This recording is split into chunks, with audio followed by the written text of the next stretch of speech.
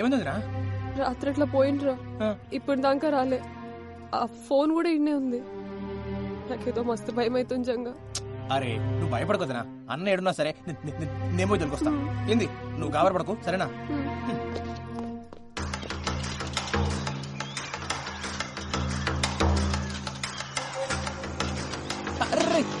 రాజుగా అన్నం చూసినావా? చూడలేదురా. చూడలేరా?